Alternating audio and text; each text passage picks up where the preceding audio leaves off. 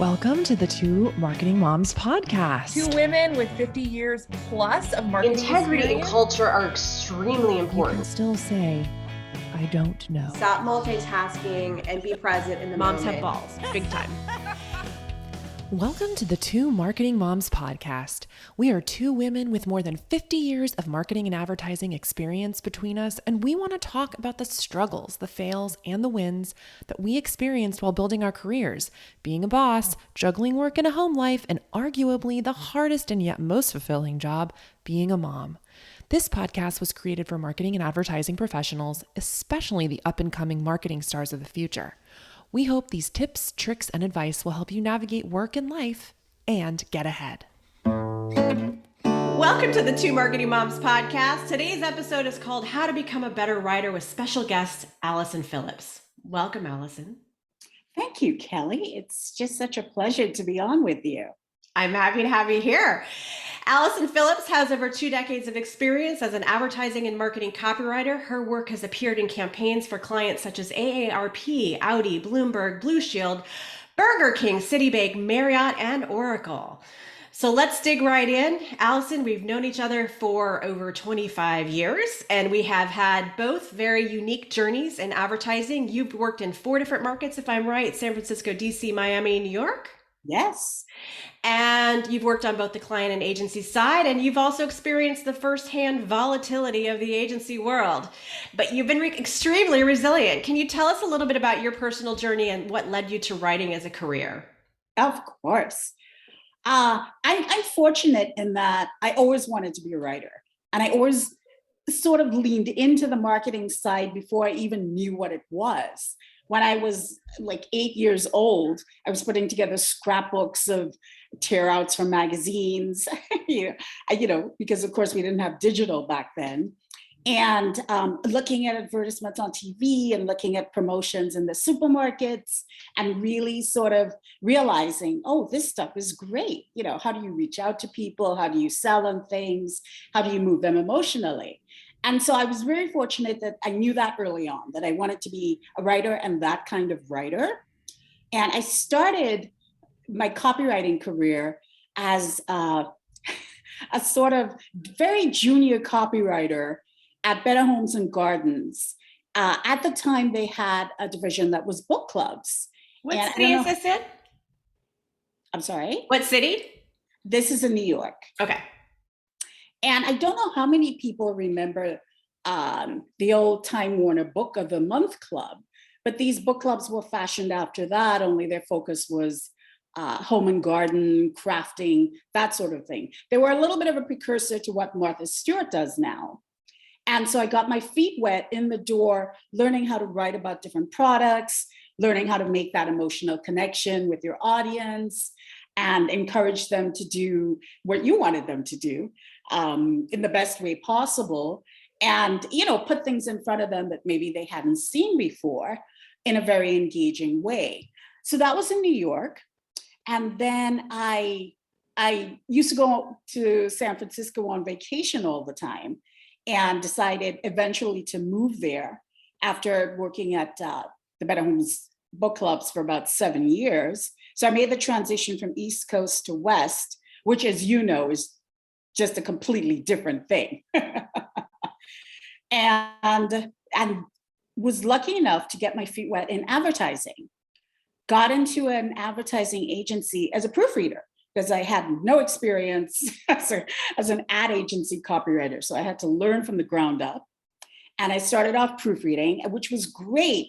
It gave me a great grounding in learning like everything about the ad business, first of all, and learning how to collaborate with people, from the account people to the graphic design people. And then I was reading everything. So I was understanding how to write to different audiences about different products and services. One of the biggest accounts I worked on at the time was AT&T, when they were just coming out with mobile phones. And so we were literally doing like 200 mobile phone ads every day, which was like insanity. But it's such a great learning experience to just be thrown into that and have to see and deal with everything at the same time. And so I spent about 6 years in San Francisco. After that, I worked for and a couple of other ad agencies and started to write. And then wanted to move and just get that change of scenery. I like different stimulations.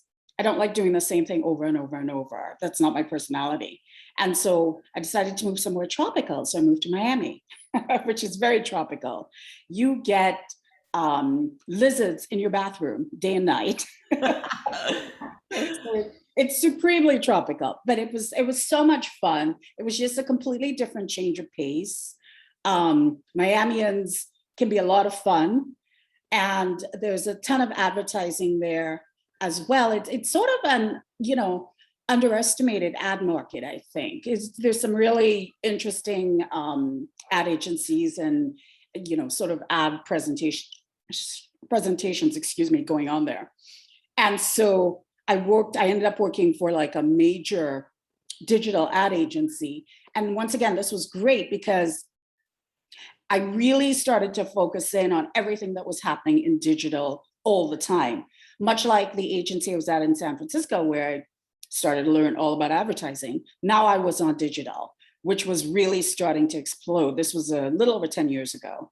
And, everything digital was starting to come up, like YouTube was becoming a thing. You were starting to see all the different channels open up, banner ads were popping up everywhere. And so I had to learn to write those.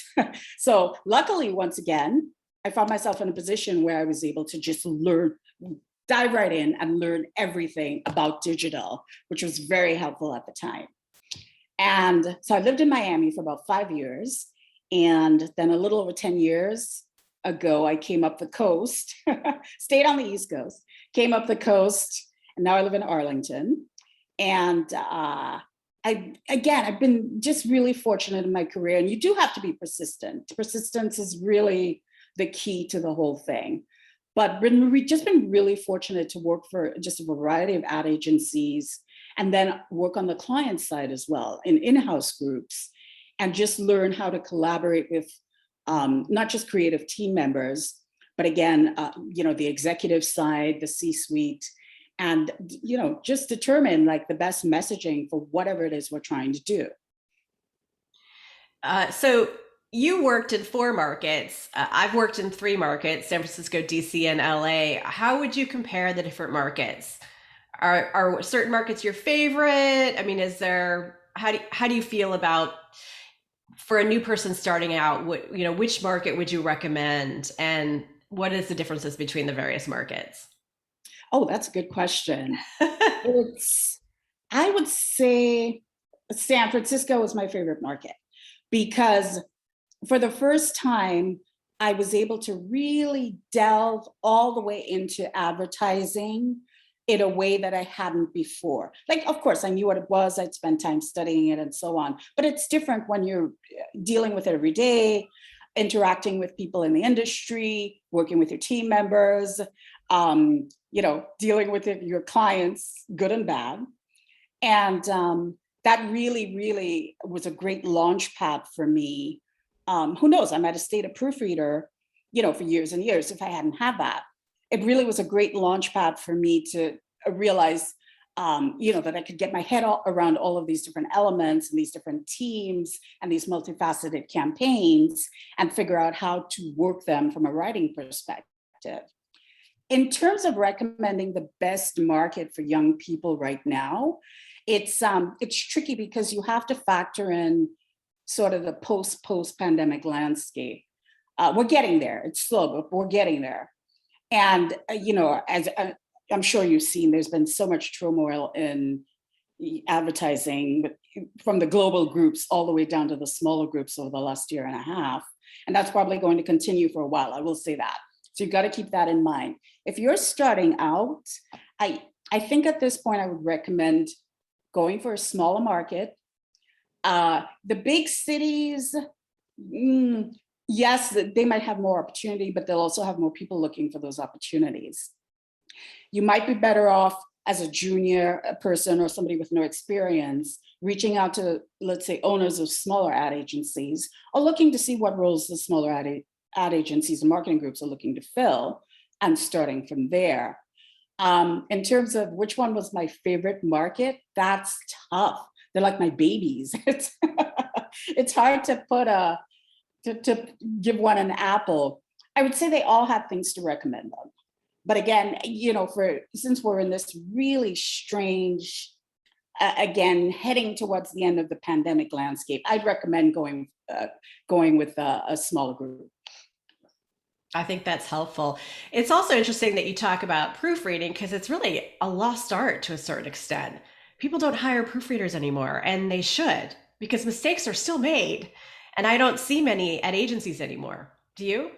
I don't. I can't remember the last time I talked to a proofreader at an ad agency. And you're so right, because it's, I read a bunch of major and some minor websites all the time. And I see typos all the time. So, Yeah. and not, you don't want to knock anybody, but if there was a proofreader in the room, that would be really helpful. You make a great point about that. It's, I know people use a lot of online tools and stuff like that, but the typos are still kind of sneaking out there. We all have a story or two. In fact, we did a whole podcast episode about it, and I had plenty to tell. So tell me a little bit about what skills you think are make for a good writer for advertising and marketing. Oh gosh, that's a really good question too. It's there's different kinds of writers, of course, so you have to take that into consideration.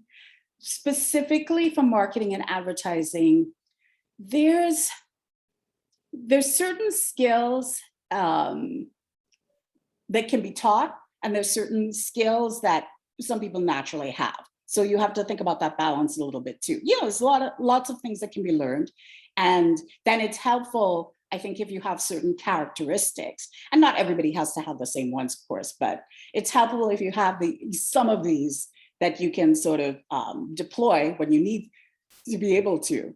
One of the first things I would say is these days, everybody's taking in so much information. I mean, I think I read somewhere that we take in more information like in a week's time than our grandparents did in like a year's time. Some wild statistic like that, which is mind-boggling, but it's true. We're online all the time. We have our devices all the time. We're getting information coming at us like crazy all the time. Keep it simple.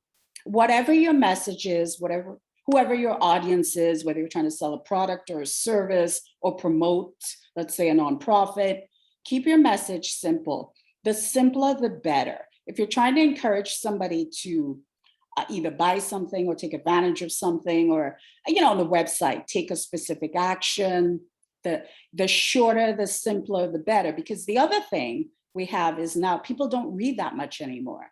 That video has exploded, to the point where there's people just reading headlines and watching videos. So if like your headline isn't catchy or your text is too long, you're going to lose them right off the bat. So simplicity is the first order of business. To the point you just made about proofreading, you got to have the basics. You got to have your spelling and your grammar and your punctuation. Yes, again, there are a ton of online tools, but you got to have those basics down. Otherwise, they're going to come back to bite you. And usually at the worst possible time on the biggest campaign with the biggest client. On the day it's due. Yeah. Every time.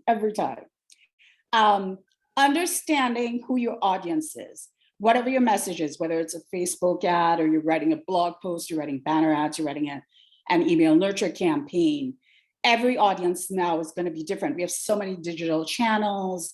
We still have the traditional marketing channels. So you have to first understand the channel you're writing for.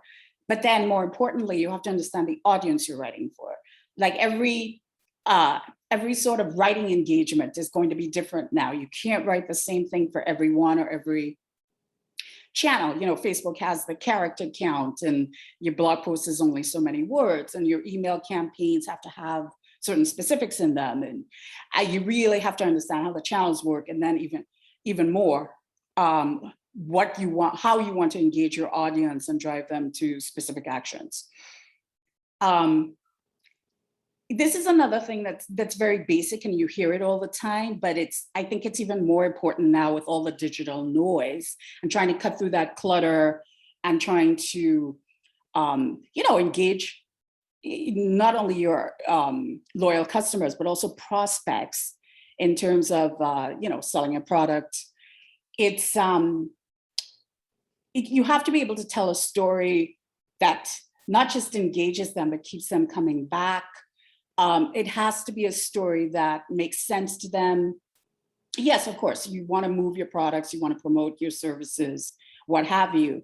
But you also, if the audience isn't there with you, that's not going to drive revenue for you. That's not going to drive your company objectives. That's not going to make your brand sort of stand out in the sea of like the millions of other brands out there that are popping up, it seems like literally every day. So it's, storytelling is one of the oldest forms of entertainment, on the planet. And it's morphed through like a lot of different sort of variations over the years.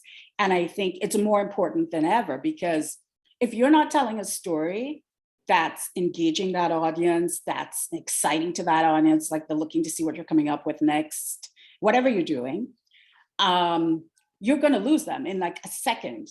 Like these days, there's no time to like sort of, wander around in the forest and, look at the trees. Oh, that's a nice tree.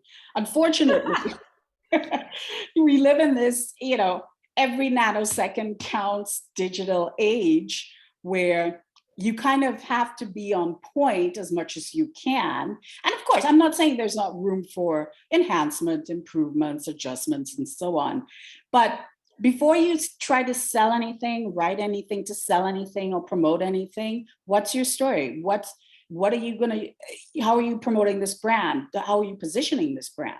What are you telling people about who you are? We want to know all about them, and we track them and they're, what did they click on and what did they like? And that's great, but they want to know who you are too. And if they don't like who you are, they're going to go someplace else in like 5 seconds. So that's I think one of the basics that gets a little bit lost in translation as people talk brand and posts and clicks and links and Google Analytics. And you got to keep that in mind, that the story needs attention too. It's helpful particularly if you're working on a lot of digital pieces, you have a strong understanding of SEO and keywords and how the search engines work, and also analytics as well. Google, of course, is the beast of them all. And then there's an open source one called Matomo that's actually really, really good. Has a lot of things you can do to see what your visitors to your website are doing. But yeah, just you don't have to be like, data scientist level with them, but get a firm understanding of what the analytics are. And especially if you're working on specific complex campaigns where you're going to have multiple pieces, it's very helpful to understand who's doing what as you go through that. I think people in advertising are used to writing or thinking in 30-second segments, right? Because that's the standard length of a TV spot. But it seems, obviously, since social media, that we need to communicate in even less time if you're talking about other digital elements that you're doing, or a banner, or Google AdWords, et cetera. There's so many different ways, elements that are out there to be able to try and get your message. So keeping it simple is really the most challenging thing, I think, for all of us in advertising and marketing. Someone asked me, write a plan for this, write an ad for this. I can write all day long on any topic, but to write it to a specific number of characters, that's the challenge. And so that really takes some experience and learning and understanding what the important keywords are, the motivating words, right? And those sort of things. And so that's what I find the biggest challenge. I recently had a client ask me to write their marketing plan in 1 page. Wow. Yeah. And I think it took me a whole week to figure out how to do that. I mean, I can write a marketing plan with my eyes closed, but to write it in one page and really condense it down, I mean, that's really thinking about it. So there's so many ways that we use writing in our daily lives in this career, no matter what position that you have, that it's extremely important. So talk to us about what your best writing hacks are, and what are the tools that will help you become a better writer? Oh gosh. You know, my favorite hack is thesaurus.com. Yeah. I've gotta say. I know a lot of people use spell check, but it's interesting as I talk to people here and there over the years, people don't go to the thesaurus so much. It's interesting of all the things, and I love it. I love it because what it does for me, I drop my word in. It could be like the simplest word, like range, or a complicated word like obfuscation. I drop my word in, and it brings me back a bunch of words which don't necessarily or is automatically give me a word that I'm going to use. But what it does is it starts the engine of, oh, I could do this, or I click on some of the words and I get more words. And it gives me sort of a line of sight into, oh, maybe I could say this, or I could say that, or I could put this word in, or I could put that word out. It's a really great stimulator to just sort of get your creative juices flowing.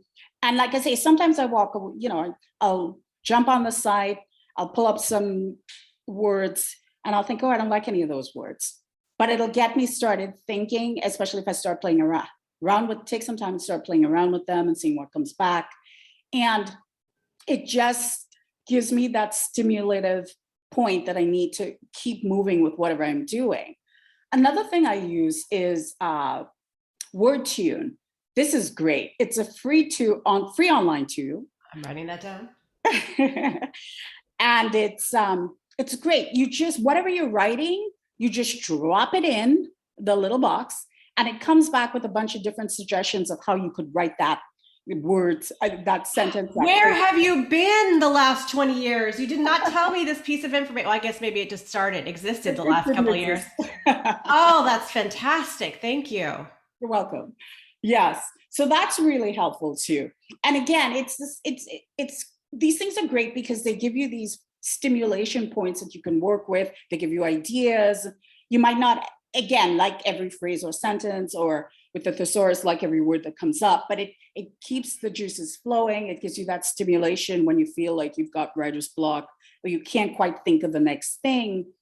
And that leads me into my next hack, which is, I think even growing up, I got this impression too, that, okay, if you were going to write something, you had to sit there for 2 or 3 hours and write it till it was finished. And every word had to be perfect. And that pressure has to go away. I think it's still out there a little bit. It's not going to be perfect the first time you write it. It might not be perfect the 10th time you write it. But as a writer, this is what you're going to be doing. And so what you want to do is put yourself in the best position possible to write something that might not be perfect, but that's great. And so take breaks. And that goes against all conventional wisdom of, oh, I got to write this. Oh my God, what's my next word? Oh my God, I don't know what to say. Or you're just staring at a blank screen, which is literally my favorite hobby. Yes, what to write next?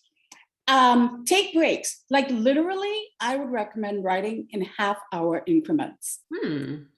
I'll tell you, that's what I do. And it makes such a difference, because you're writing, and you're burning your brain, and you're straining, and you've got 20 files open on your computer, and you're like, oh my God. And let me tell you, you stop and you break for 5 or 10 minutes, go outside, talk to someone, play some music, whatever you like to do. And then you come back and it's like, it just starts to flow. But you have to do it all the time. You can't like sit there for 3 hours, break for half an hour, and then go back and burn your brain for like another 3 hours. It's got to be like relatively consistent. And of course, figure out, I do every half an hour. Figure out your parameter, what works for you, depending on, of course, your living situation. We're all at home now. And figure out like the routine of that works for you, because it makes a huge difference.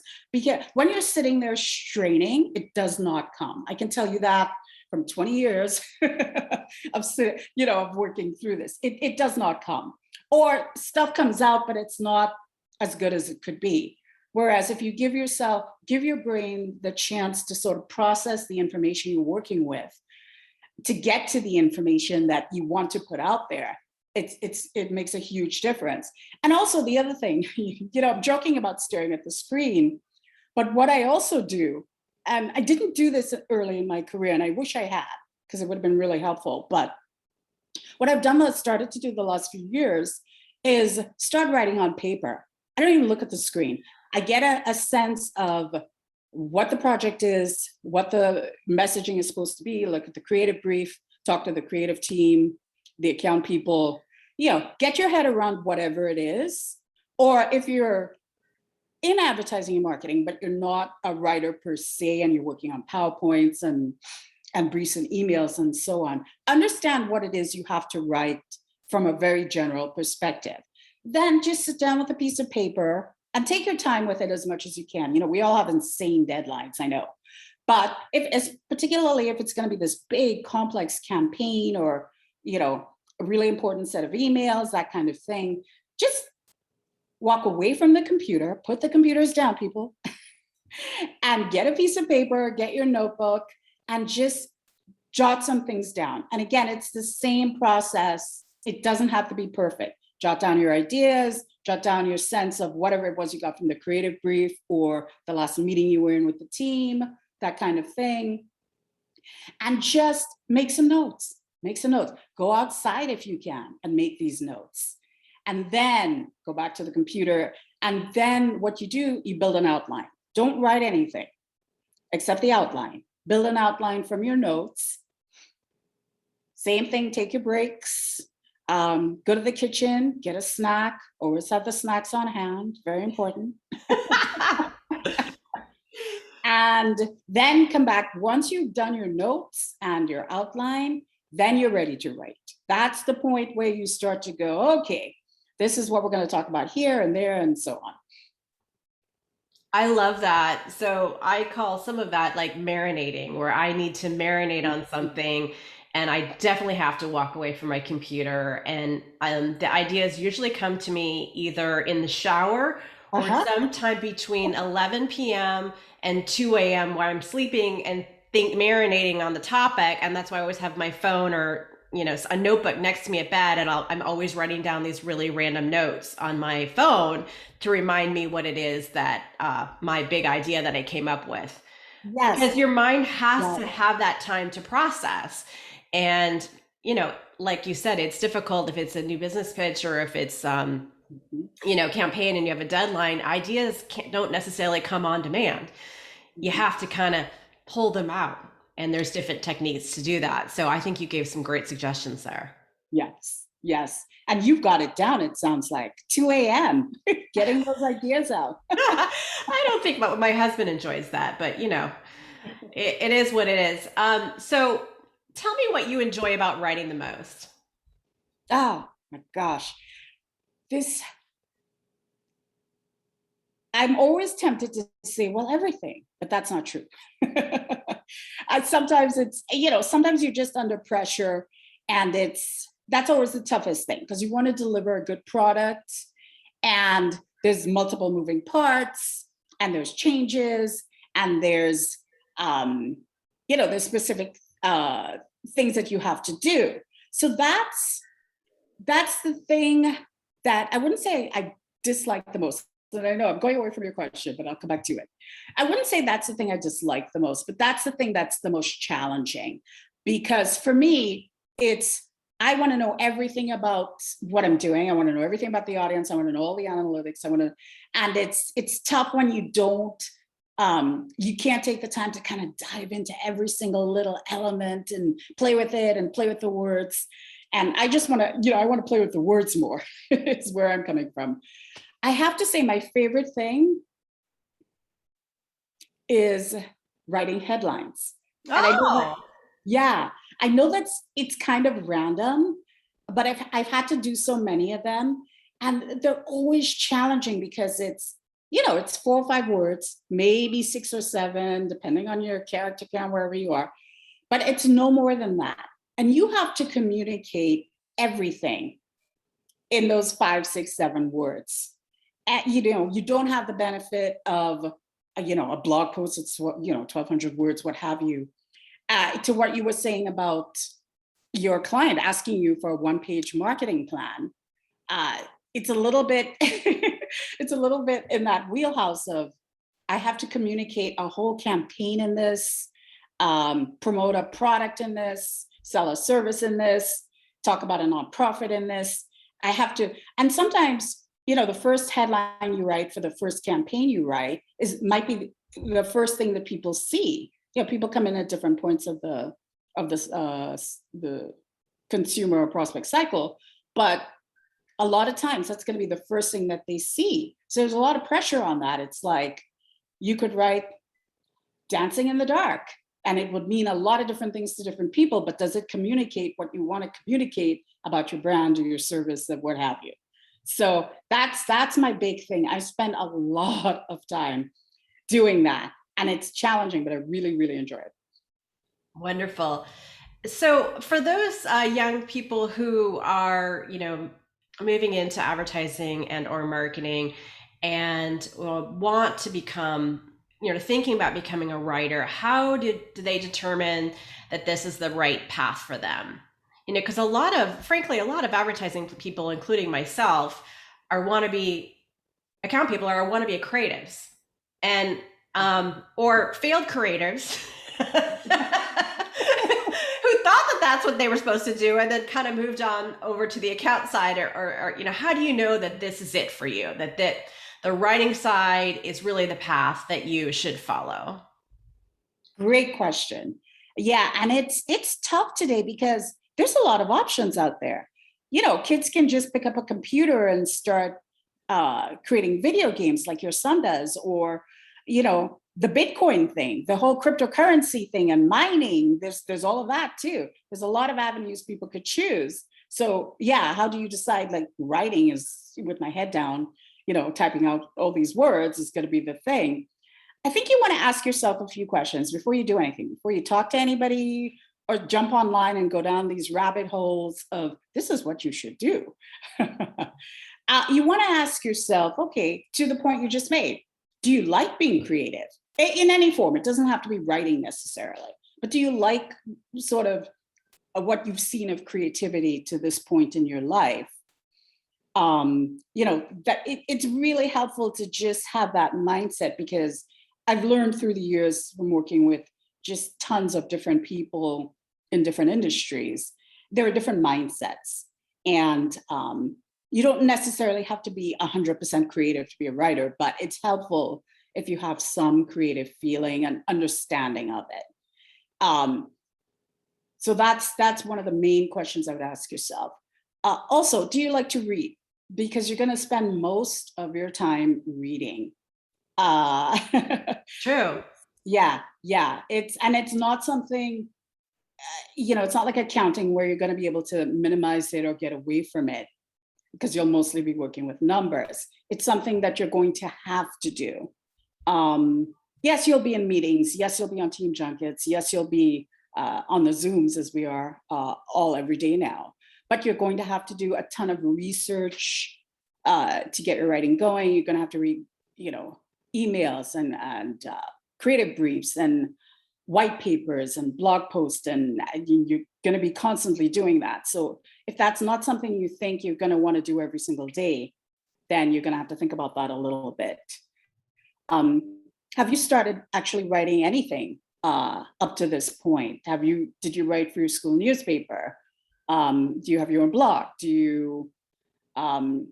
Have you been able to intern at an ad agency, that kind of thing? How much experience have you had at this point? Do you sort of know what the actual job would entail? And of course, there's different kinds of writers. Somebody who writes for, say, a publishing company, as opposed to a marketing group or an ad agency, or an in-house corporate group doing, say, HR communications. Those would all be different things. So you'd have to sort of extrapolate what kind of role you want to do as well. So these questions are, they're somewhat simple, but they really, if you sit down and give it some time and really sort of look at your experience and think about what you want for a career overall, will help you determine if, this is really the direction you should go in. And understand that it's a lot of work. I've had people say to me, oh, you're right, that must be such a cool job. And it is, but it's also a lot of work. You're not just, sort of getting on the computer for a couple of hours a day and playing with the thesaurus and writing some nice things. Campaigns are very complex now. You've got all the digital channels to deal with. You have the analytics to deal with, and there's a lot of moving parts. There's a lot of details, and you have to be on top of these details. Because if you write the wrong thing on something that goes on a website or on a banner ad, that's not good. So just ask yourself these questions. As Kelly was saying, let it marinate a little bit. And then once you sort of figured out, if you come out of that with a positive feeling of, oh yes, this is something that I really could get into, I really want to do, talk to people who work in the field and get their sense of, for somebody starting, because it's different now. When I started, there was no, digital. It just didn't exist. You wrote, but there was no Facebook, there was no Instagram, you didn't do banner ads, there was none of that. So it's very different now. I would highly recommend talking to people who have written, not just on the digital side, but also for traditional marketing as well. That's great. I think that's really wonderful advice. Well, how can people get a hold of you, Allison, if they're interested in learning more or connecting with you? Oh, gosh. Just go to my LinkedIn, which is Allison Philips, 1L Phillips, or email me, aphilips10@gmail.com. Wonderful. We'll add that to the notes. I appreciate you being on the show today, Allison. Have a wonderful weekend. You too. Enjoy the long weekend. I will. Thank you. Take care. We hope you enjoyed this episode. If you liked what you heard, please leave us a podcast review or send us a message at twomarketingmoms.com and subscribe wherever you get your podcasts. Until next time.